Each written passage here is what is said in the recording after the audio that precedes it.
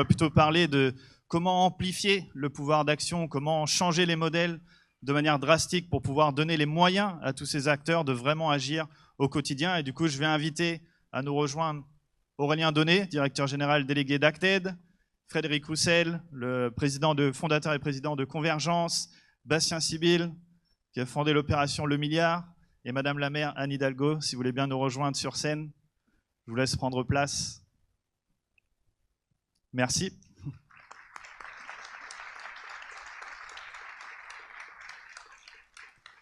Tout d'abord, je vais passer la parole à Aurélien avec cette petite interrogation. On a vu qu'il y a plein de porteurs de projets, il y a plein d'idées.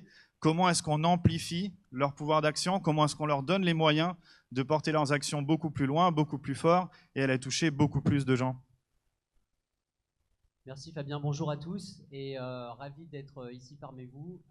Je voulais d'abord vous parler d'une histoire qui nous a beaucoup touché la semaine dernière dans le cadre des Jeux paralympiques. On regarde la liste des athlètes et on réalise qu'une des clientes de la filiale de microfinance d'Acted, Oxus, se trouve être en finale de haltérophilie dimanche il y a 2 semaines. Alors on saute sur nos vélos, parce qu'on aime bien le vélo, on fonce vers le village paralympique et on va à sa rencontre. Elle s'appelle Mirgoul. Elle a perdu l'usage de ses jambes à 3 ans suite à une noyade dont elle a été sauvée in extremis. Et elle décide de se lancer dans l'entrepreneuriat après des années à chercher, à errer, à essayer de trouver sa voie autour de la confection textile, qui est un secteur assez dynamique au Kyrgyzstan. Et elle rencontre Oxus et Acted, et dans le cadre de ces projets dont on parle, de ces solutions locales à accompagner, elle arrive à convaincre pour obtenir un microcrédit pour lancer son activité. Et grâce à ça, elle embauche 3 personnes handicapées à ses côtés, elle multiplie son carnet de commandes par 10, et surtout, elle montre dans un pays qui est le Kyrgyzstan, 118e sur l'indice de développement humain dans ce classement, que c'est possible. Et que avoir un handicap n'empêche pas, en tout cas dans son cas à elle, de pouvoir développer son activité. Et ça, c'est une source d'inspiration incroyable. Et en parallèle de ça, en 2020, elle décide de se lancer dans le sport en 2020. Et en 4 ans, elle va arriver 8e aux Jeux paralympiques dans sa catégorie. Donc autant vous dire qu'on était à titre à la fois personnel et professionnel très touchés par son histoire. Et des histoires comme celle de Mirgoul, il en existe des milliers, des millions à travers le monde. Et c'est ces histoires qu'on veut essayer d'accompagner, soutenir à tous les niveaux en tant qu'organisation non gouvernementale internationale.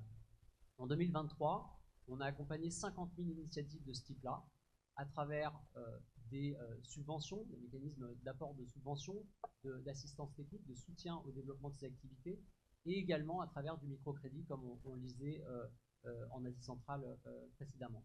Et aujourd'hui, on veut dupliquer cette initiative, pousser cette initiative ici même, en France et en Europe. Parce qu'évidemment, les fractures sociales, environnementales, technologiques qui arrivent face à nous vont demander de réunir toutes les intelligences, je crois que c'est dans le titre de Convergence, qu'elles soient sociétales, qu'elles soient environnementales, qu'elles soient territoriales et même artificielles, pour nous aider à pousser ces projets sur le devant de la scène. Et donc j'ai le plaisir de vous annoncer aujourd'hui qu'on lance une première initiative qui s'appelle le No Planet B, qui est un projet avec des acteurs européens pour accompagner des transitions écologiques et sociales dans 8 pays en Europe et dont en France. Alors en France, on va mobiliser 700 000 € de subventions qu'on va aller, à travers des appels à projets sur les 3 prochaines années, mettre à disposition d'associations, d'acteurs de la société civile qui portent ces sujets de manière concrète sur des territoires et qui portent ces solutions. Et on a pour ambition, dans une première étape, de faire grandir un fonds 3.0, à hauteur de 5 millions d'euros pour pouvoir accompagner ces transitions. Alors j'en profite pour faire un appel, étant là aujourd'hui, à toutes les énergies, aux entreprises qui peuvent être parmi vous, acteurs de la société civile, représentants des autorités publiques, de la mairie de Paris et autres, à nous rejoindre autour de cette initiative pour qu'on puisse ensemble porter cette ambition et contribuer à l'accélération des objectifs de développement durable ici comme à travers le monde. Je vous remercie. Merci. Merci Aurélien. Merci pour cette idée un peu de type de financement qu'Acted a pu mettre à disposition d'un certain nombre d'initiatives. On a entendu 700 000 € pour le projet No Planète B. En 2023, ça représente à peu près 150 millions d'euros pour soutenir les initiatives locales dans le monde. Mais il va nous falloir plus que ça. Et du coup, je vais inviter Bastien Sibyl à prendre la parole. Comment est-ce qu'on fait pour aller chercher plus que 150 millions pour soutenir le développement 3.0 dans le monde? Bah écoutez, je vais essayer de vous le dire en quelques mots, mais je voulais vous remercier pour l'invitation. Effectivement, je suis venu dire la force et la vitalité des initiatives qui, partout en France, inventent des nouvelles façons écologiques de consommer, de produire, inventent des solidarités nouvelles pour faire société, inventent de nouvelles façons d'habiter le monde. Alors, vous en avez cité quelques-unes, je ne vais pas faire une longue liste, mais les circuits courts, les tiers-lieux, le réemploi, les énergies renouvelables, les mobilités douces, la banque éthique, les logiciels libres, enfin on pourrait continuer comme ça une liste extrêmement longue et extrêmement enthousiasmante en fait face à ce qu'on a à construire pour inventer le XXIe siècle écologique et social. Il y a donc des milliers d'initiatives, des milliers, et avec ces milliers d'initiatives, ce sont des dizaines de milliers d'hommes et de femmes qui s'engagent, que nous voyons dans l'opération Milliard, qui viennent à nous. Ce sont des gouvernances extraordinaires, ce sont des modèles économiques extrêmement inventifs, ce sont des engagements sincères qui partout s'expriment sur les territoires. Et je veux dire avec elles et avec eux que nous sommes capables de faire face à la crise écologique et sociale. Quand on voit ces initiatives, quand on leur parle, quand on est avec elles, on voit qu'on a les solutions pour faire face à la crise écologique et sociale. Alors oui, nous, acteurs civils, oui, nous, acteurs de la transition écologique juste, nous sommes capables d'agir. Mais nous sommes sous-financés. Nous voyons chaque année des milliards d'euros qui partent dans des startups qui ont autant de sens que Sorare, start-up qui organise l'échange de cartes virtuelles de joueurs de football. Valorisation de Sorare, 4,3 milliards de dollars. Nous voyons tous les ans l'évasion fiscale faire échapper à l'impôt des dizaines de milliards d'euros. Nous voyons cet argent. Nous disons que cet argent est mal orienté. Nous disons que l'argent ne va pas où il faut. L'argent ne va pas aux soins du vivant et de la société. L'argent ne va pas à l'avenir de nos enfants. Il y a un problème d'affectation de notre capacité financière et ce problème est grave. Alors, nous sommes aujourd'hui 2000 porteurs de projets, 2000 porteuses de projets, et nous nous sommes constitués en force civile d'action. Nous nous sommes constitués en force civile d'action parce que nous voulons aller chercher une véritable capacité d'action et cela passe par notre financement. Nous avons travaillé à établir un récit commun qui lie l'ensemble de nos initiatives. Nous avons dressé l'état des lieux précis de nos besoins financiers. Nous organisons des dialogues citoyens sur l'ensemble des territoires. Nous organisons notre représentation nationale. Nous organisons une machine pour sourcer des projets qui ont de la valeur sociale et écologique et nous mettre en position de les financer à la hauteur de ce qu'ils apportent à la société. Nous allons tous ensemble lever 1 milliard d'euros pour commencer. Ce milliard d'euros va mettre la France à la pointe de l'innovation sociale et écologique au niveau international. Il va nous permettre d'approfondir les liens qui sont déjà si forts avec les collectivités territoriales et je veux vous saluer, Madame la maire de Paris, pour votre présence avec nous aujourd'hui. Il va nous conduire à mener une discussion exigeante, mais dans la co-construction avec le monde de la finance. Nous sommes sur tous les territoires, nous sommes des milliers d'initiatives, nous sommes prêts. Depuis 30 ans, le néolibéralisme nous dit que nous avons peu de valeur, ou que nous n'avons que la valeur des queues de budget. Nous disons au contraire que nous avons toute la valeur dont la société a besoin pour continuer d'avancer. Nous levons 1 milliard d'euros pour l'avenir. Merci Bastien. Nous avons toute la valeur. Il y a des financements, ils sont simplement mal orientés. Alors comment est-ce qu'on va faire pour mieux orienter ces financements? C'est une de nos questions auxquelles on va essayer de répondre dans la journée. Je vais maintenant inviter Frédéric à nous passer aussi un message pour bien lancer cette journée de cette 16e édition du Forum Convergence. Bon, pour une fois, j'avais préparé quelque chose, mais comme je n'ai pas mes lunettes, je vais donc improviser. Très bien. Depuis plus de 15 ans maintenant, on a lancé ce Forum Convergence. Mais nous allons maintenant opérer non pas un changement de taille, mais un changement de nature. Tant qu'avoir un forum, nous allons essayer de descendre dans l'arène pour contribuer à agir, et pas seulement pour être un porte-voix de ceux qui agissent. Il faut maintenant comprendre que l'ère des multicrises que nous connaissons, je ne vais pas les citer, mais enfin on peut en avoir une liste assez ample, de la crise climatique à la crise géopolitique, à la crise sociétale, à celles qui viennent, intelligence artificielle et compagnie. En fait, l'humanité connaît actuellement pas une ère de multicrise. Elle connaît actuellement une ère de crise existentielle. Une ère de crise existentielle où le pire, c'est que, au fond, à part qu'on a peur, à part qu'on sait que c'est grave, on est dans le brouillard. On ne sait pas quoi faire. Parce que tout ça est tellement grave, à part avoir peur. Si quelqu'un n'a pas peur actuellement, etc. Et donc, Gramsci l'avait dit, je cite de mémoire, mais mal, hein, les temps anciens sont en train de passer, les temps nouveaux ne sont pas encore apparus, et dans ce clair-obscur naissent les monstres. Et on en est là. Et les monstres, c'est nous, c'est la société humaine. Et donc, ce que nous croyons, c'est que face à une telle déroute, je dirais, il est urgent de se mobiliser sur une idée.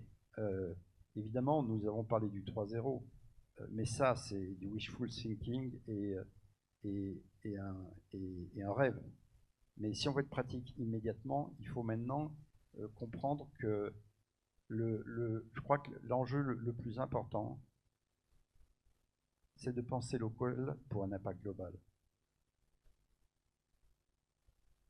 Penser local, ça veut dire considérer que les 8 milliards d'êtres humains, au-delà de leurs états, de leur société, etc., ont chacun un capital humain.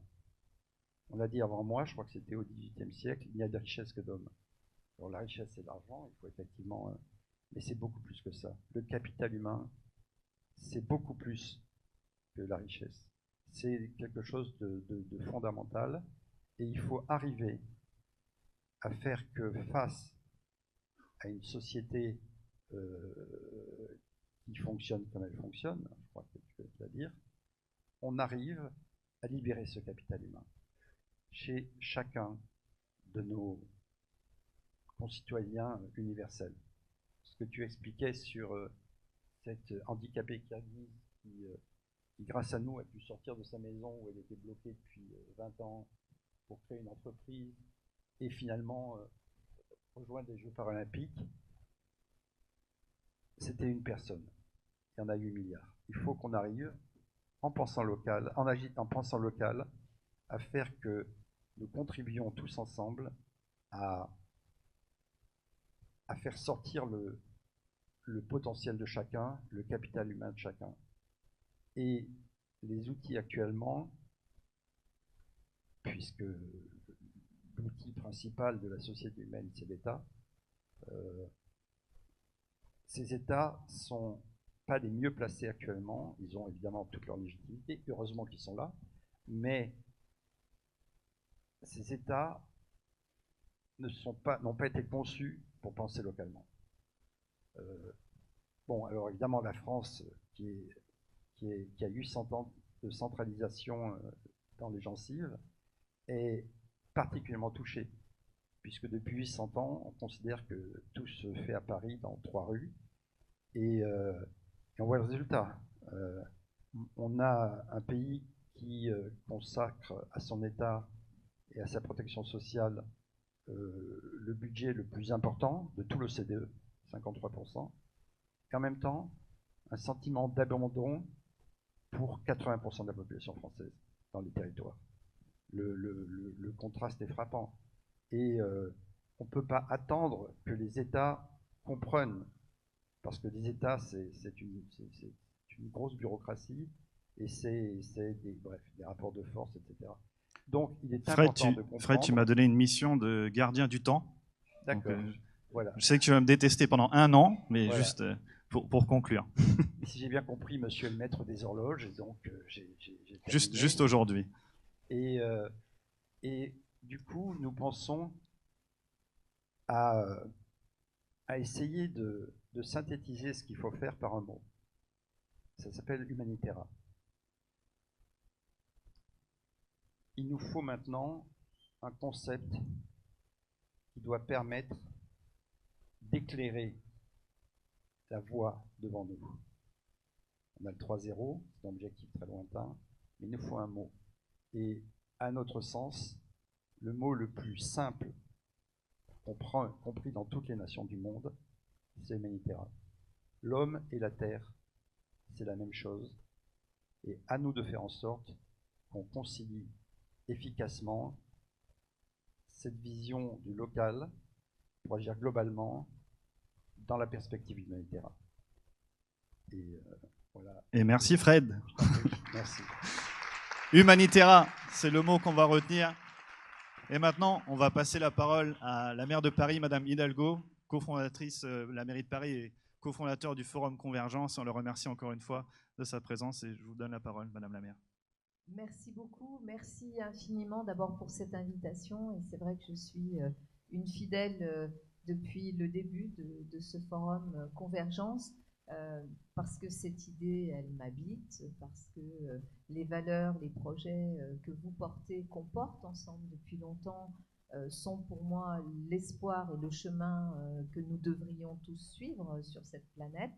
Et modestement, à la place qui est la nôtre, avec toute mon équipe, à la mairie de Paris, c'est le choix que nous avons fait dans ce monde complexe, dans ce monde inquiétant, d'essayer d'avancer sur ce chemin, le seul praticable, celui qui respecte l'humain et qui respecte évidemment la planète sur laquelle nous sommes. D'abord, quelques mots sur toutes les initiatives qui sont portées par un mouvement très très large. Vous en avez exprimé ici des éléments à l'étranger, dans des pays qui nous sont chers, dans un pays comme l'Ukraine qui est en guerre, qui fait face à une guerre terrible et avec un courage immense de sa population, et puis aussi des projets portés ici en France. D'abord, un constat. Je pense que si on veut que notre message, notre approche, les valeurs que nous portons soient encore plus diffusées et portées par d'autres, il nous faut promouvoir de l'expérience concrète. Il faut que les gens aient une expérience concrète, une émotion concrète avec ce dont on parle, pour qu'ensuite ils soient eux-mêmes porteurs, ambassadeurs, et que cette idée, ils en aient fait leur idée. Sur les questions, par exemple, d'écologie, souvent on rentre, et les politiques notamment, ou les militants, par des sujets de « il faut faire ci, il ne faut pas faire ça, il faut interdire ceci, pas interdire cela ». Et on voit bien les limites de cette démarche, parce que même si elle est justifiée, profondément justifiée, pour changer de modèle, il nous faut évidemment des lois, des impulsions qui sont données par des ouvertures ou des interdictions, mais on voit bien la limite de cet exercice parce que les adversaires de ce monde dans lequel on respecte la planète et les humains, ils sont nombreux et puissants, moins nombreux que nous, hein, mais ils sont nombreux et puissants.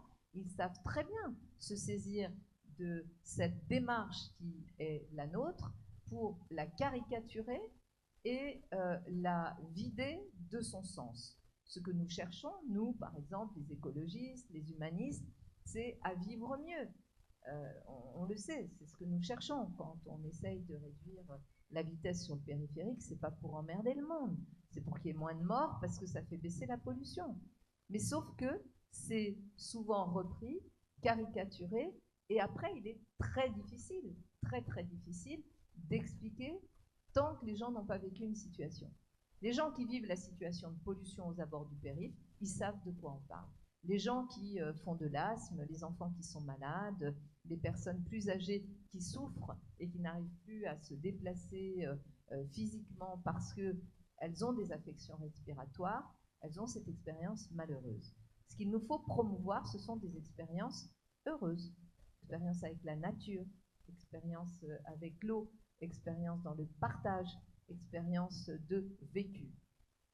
Je dis cela au sortir d'un moment absolument exceptionnel qu'on a vécu, qui s'appelle les Jeux Olympiques et Paralympiques de Paris, où on a eu une espèce d'alignement entre des objectifs humanistes, ceux que porte le sport, ceux que porte l'olympisme dans ses fondements, et puis finalement une expérience vécue par des gens de la planète tout entière et des gens qui l'ont vécu personnellement ici, qui ont assisté à ces épreuves olympiques et paralympiques, qui ont vu, qui ont eu ce choc culturel en voyant des athlètes qui avaient eu des accidents de la vie pour beaucoup d'entre eux, et puis qui ont surmonté ces accidents en devenant les propres acteurs de leur devenir, leur place dans la société et de l'espoir qu'ils nous ont communiqué.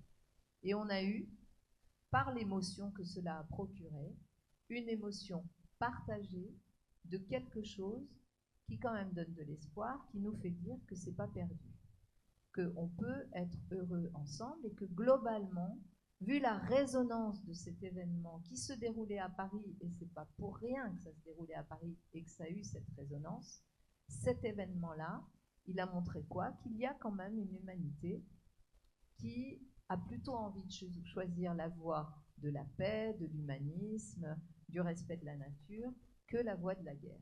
Voilà. D'ailleurs, tous ceux qui nous disent « Oh, mais c'est une parenthèse, il faut vite la refermer », ils ont juste envie de replonger dans leur délire, les affres de ce qui nous oppose en permanence. Donc, premier message, quand il y a une expérience vécue, partagée, qui crée une émotion, c'est plus facile derrière de dire, dans le brouillard dans lequel nous sommes tous, voilà, là, il y a peut-être une lumière et un chemin, et la lumière et le chemin est dans toutes ces initiatives et toute cette agitation humaine pour essayer de trouver ce chemin, parce que nous sommes dans ces petits agités humains qui ne faisons pas des coups d'épée dans l'eau, qui sommes en train de trouver des solutions partout, dans un monde, et je reprends un mot de Kamala Harris dernièrement dans son débat face à Donald Trump, elle lui a dit « Vous préférez faire campagne sur les problèmes que de trouver des solutions. » Nous, on est dans les solutions et on a en face de nous des gens qui nous balancent du problème à longueur de journée. Donc le chemin est difficile, mais c'est pas perdu et on l'a montré parce que ce qui s'est passé pendant ces Jeux, c'est que pendant au moins un mois et demi peut-être, bien sûr les guerres ne se sont pas arrêtées, mais on a montré la puissance pacifique et positive de cette humanité qui voulait autre chose.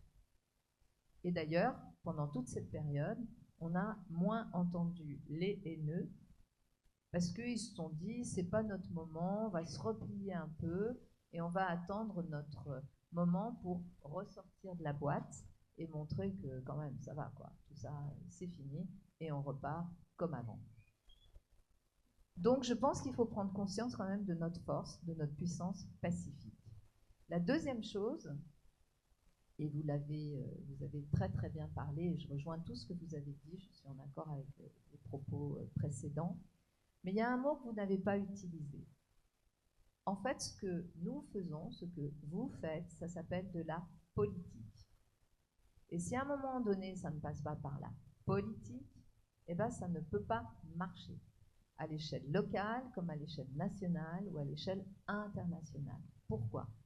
Parce que la politique, c'est l'endroit, je ne parle pas des partis politiques, qui sont, pardon, mais en dessous de tout, à côté de la plaque, dans l'appréhension qu'ils ont de ce brouillard qui nous entoure et qui n'ont pas compris qu'il fallait qu'on aide à trouver un chemin. Mais bon, je laisse les partis politiques de côté. Mais s'il n'y a pas la politique, c'est-à-dire cette capacité humaine à se réunir, à débattre, à dialoguer, à opter pour des normes, des règles qui nous permettent de sortir des conflits pour choisir le chemin majoritaire à 50%, majoritaire à plus que 50%, j'en sais rien. Mais si il n'y a pas la politique, alors ça ne marche pas. Et ça ne marche pas, et ça fait des affaires de ceux qui ne veulent plus que ça marche avec de la politique et de la démocratie. Parce que la grande leçon quand même de ces dernières années, c'est quoi? C'est qu'il existe un monde économique à l'échelle mondiale qui se dit aujourd'hui, la démocratie, on s'en fout. Les démocraties, on s'en fout. Avant, ce monde économique pensait que les démocraties leur étaient utiles. C'était business friendly d'être plutôt dans des démocraties, parce que quand il y a une démocratie, il y a de la stabilité, parce que quand il y a de la stabilité, eh ben, c'est plus propice au business, et finalement tout le monde s'y retrouvait, puis c'est pas mal finalement qu'il y ait une classe moyenne qui monte, et ça fait plus d'acteurs sur un marché, tout le monde s'y retrouvait. Là, ce groupe de dirigeants économiques mondiaux considère que la démocratie, maintenant ce sont des grains de sable qui viennent empêcher quoi? Empêcher le fait d'avoir immédiatement un maximum de profit dans les voies qu'ils ont décidées, comme les voies bankable et les voies de création de valeur. L'IA, mais sans l'humain, et plein d'autres choses. Des énergies fossiles, parce que c'est pas fini, hein, ils se battent, hein, ils s'accrochent au modèle hein, pour empêcher qu'on sorte des énergies fossiles, parce que ça continue quand même à dominer le monde et à être le sujet principal des guerres qu'il y a et des conflits territoriaux ou des conflits qui peuvent être potentiellement des conflits mondialisés. Donc on est là-dedans. Si on ne prend pas conscience de la force que l'on a et que ce que vous faites en tant qu'association, en tant qu'entrepreneurs sociaux, ça s'appelle de la politique. Et qu'à un moment donné, il faut que ça ait sa traduction, que ça s'impose dans le débat politique, surtout dans un pays ultra centralisé, où quand vous parlez des territoires, on vous regarde, y compris un territoire comme Paris, comme si vous étiez absolument non admis à la table de discussion. Donc il faut, si on veut par exemple que la question des financements soit une question résolue, eh bien il faut que ça se décide, que ça se porte là où les décisions ont lieu. Et les décisions, elles ont lieu quand même dans l'espace politique. Moi, mon message, il est simple. Arrêtez de dire que la politique, c'est sale, que ça sert à rien. Oui, il y a des tas de gens qui sont sales et qui font n'importe quoi, je suis d'accord avec vous. Mais si vous condamnez la politique et que vous estimez que vous ne faites pas de la politique, alors les autres ont gagné. Voilà. Et moi, je ne me résous pas à ce que les autres gagnent. On est en train de travailler à l'échelle internationale, à l'échelle des villes, des pouvoirs locaux, dans plein de réseaux, de maires, sur justement l'accès au financement qui devrait être un accès non pas conditionné à la volonté des États de financer ou pas. On est en train de travailler à tout cela, et d'ailleurs il y a le sommet du futur cette semaine qui démarre à New York. J'y serai avec un groupe de maires et de pouvoirs locaux pour essayer de porter cela. Est-ce que ça va marcher? J'en sais rien, mais il faut tout essayer. Mais si les acteurs, entrepreneurs sociaux, associations continuent à dire que la politique c'est sale et qu'on peut s'en passer, alors on a perdu. Et moi, j'ai pas envie qu'on perde. Parce qu'il n'y a plus le temps. Il y a 2 livres, il y en a plein d'autres, mais 2 livres qui m'inspirent beaucoup dans ce moment. Il y en a un, les 2 du même auteur, de Patrick Boucheron, un historien, Conjurer la peur. Moi, j'ai dit à mes amis à Paris, en fait, ce qui s'est passé là pendant les Jeux Olympiques et Paralympiques, c'est qu'on a conjuré la peur. Il y en avait plein qui voulaient nous écraser, nous empêcher de vivre ce moment comme un moment d'humanisme, de joie, de bonheur partagé. On a conjuré notre peur, on a montré qu'on était capable de le faire, même avec ces vents contraires qui soufflaient avec une puissance inouïe. Donc on a conjuré la peur. Donc il faut continuer à conjurer la peur, parce que c'est la peur sinon qui va être l'émotion dominante. Et le 2e livre, toujours de Patrick Boucheron, c'est Le temps qui reste. Voilà. Et bien dans Le temps qui reste, on n'a pas le droit de ne pas se reconnaître aussi dans notre fraternité, notre sororité, et dans la volonté que l'on a ensemble de faire bouger les lignes et de montrer qu'on est plus nombreux. D'accord, on a moins d'argent, mais enfin, on est plus nombreux et on est capable de faire des très grandes choses ensemble. Et moi, je crois vraiment que le chemin éclairé pour sortir de ce brouillard, il est dans ce que porte Convergence depuis très longtemps, dans ces acteurs qui, à l'échelle locale, sont en train d'inventer un autre monde, une autre façon de vivre, d'habiter la Terre et d'être ensemble.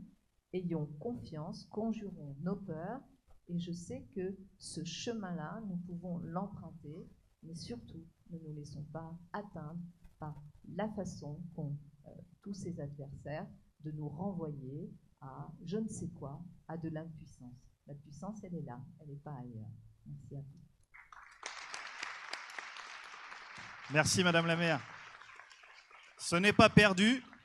Soyons conscients de nos forces, amplifions notre pouvoir d'agir, travaillons ensemble sur ce récit commun de convergence depuis 15 ans et vers cet objectif commun de 3-0. Et j'espère qu'on arrivera à faire ce chemin tous ensemble. On a essayé de tenir les temps. Merci à tous les intervenants pour cette session d'ouverture. La 16e édition du forum est officiellement ouverte.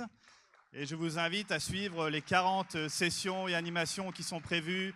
Le village des solutions, la plupart des personnes qui ont parlé ont un stand ou un pitch plus tard dans la journée. Et je vous souhaite à tous une belle 16e édition du forum Convergence. Merci à tous.